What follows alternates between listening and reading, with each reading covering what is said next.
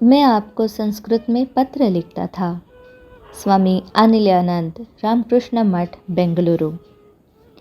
साधूनां दर्शनं पुण्यं तीर्थभूता ही साधवः, काले न फलते तीर्थम सद्यः साधु समागमः। साधुओं का दर्शन ही पुण्य है, इसलिए साधु तीर्थ रूप है। तीर्थ का फल समय पर मिलता है, लेकिन साधु संगति का तत्काल ही फल देती है। सत्संग से एक युवा कैदी का जीवन परिवर्तन। साधु संगति की महिमा अपरंपार है। इसी का प्रमाण देने वाली यह सत्य घटना भारतवर्ष के एक दक्षिणी प्रांत के एक जिले में रामकृष्ण भाव प्रचार समिति के एक सम्मेलन में घटित हुई।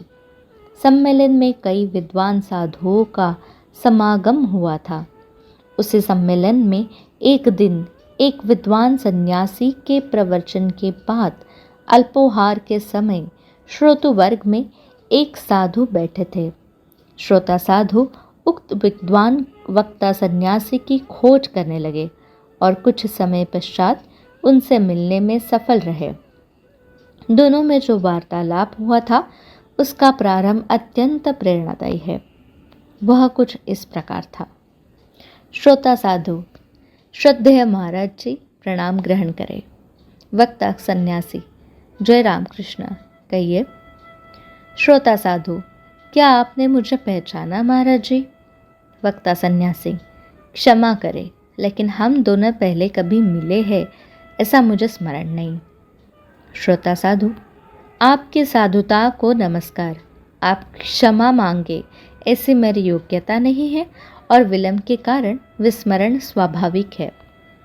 महाराज जी, आपको इतना तो स्मरण होगा कि जब आप आश्रम से प्रकाशित होने वाली मासिक पत्रिका के संपादक थे, उस वक्त कोई साधु आपको संस्कृत में पत्र लिखता था और आप उसे उत्तर भी देते थे।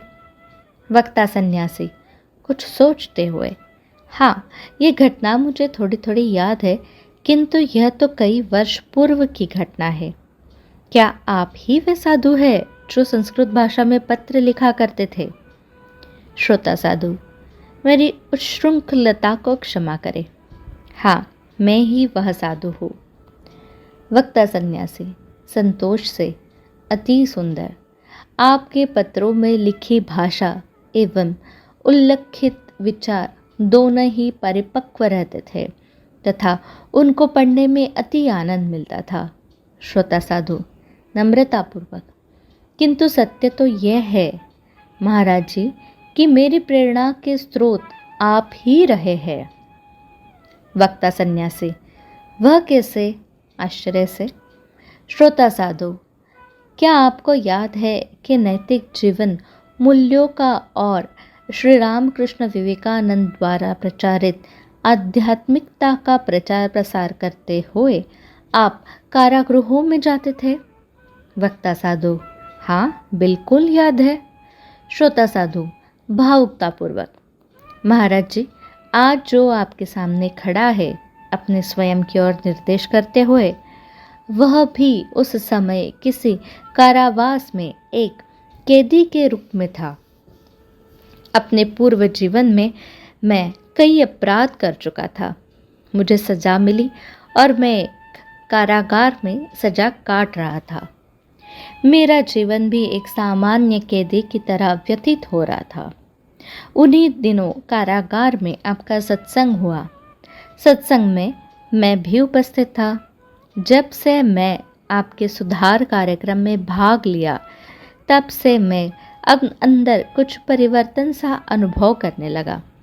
आपके द्वारा प्रदत्त पुस्तकें पढ़ने से मन में सकारात्मक परिवर्तन होने लगा। सद्विचारों का चिंतन मनन करना अच्छा लगने लगा। कुछ ही वर्षों में मेरी सजा भी समाप्त हो गई। वक्ता साधु उसकी बातों बहुत सावधानी से सुन रहे थे। दृढ़ निश्चय। कारावास से बाहर आते ही मन में यह दृढ़ निश्चय कर लिया था कि अब गुनाहों की खाई में नहीं गिरना है। लेकिन मेरे सामने प्रश्न था, अब मैं क्या करूं? तभी मन में विचार आया, अरे कारागृह में जब सत्संग चलते थे तब साधु महाराज संस्कृत के कई श्लोक उद्धृत करते थे एवं वह उनके मधुर कंठ से सुनना अच्छा लगता था। क्यों ना मैं संस्कृत सीखूं, जो कि ज्ञान का भंडार है। मैंने एक व्यक्ति से संस्कृत सीखना प्रारंभ किया। पढ़ते पढ़ते सद्विचारों के प्रभाव से मन में वैराग्य की तरंगे उठने लगी। घर परिवार तो मेरा था ही नहीं, अब बस ईश्वर की आराधना और मानवता की सेवा करना ही जीवन का ध्येय मानकर संन्यास आश्रम में प्रवेश किया। लगभग यह वही समय था जब मैं आपसे संस्कृत में पत्र व्यवहार किया करता था। मन में जो कुछ भी संशय उठता, आपके द्वारा भेजे गए पत्रों से उसका निवारण हो जाता था। बस सद्विचारों का प्रभाव और साधु के सानिध्य से मेरा पूरा जीवन प्रवाह ही बदल गया। मेरा आपसे संपर्क किन्हीं कारणों से खंडित तो हुआ, लेकिन आप सदा एक प्रेरक के रूप में मेरी स्मृति में थे।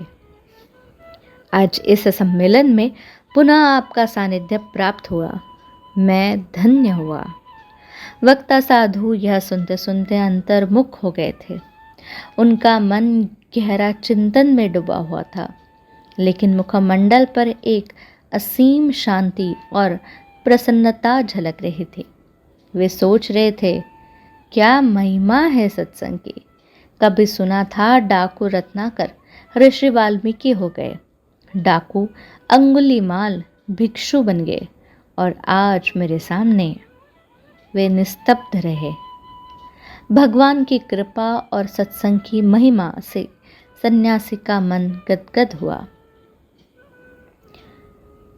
कहा जाता है कि जब जागे तभी सवेरा।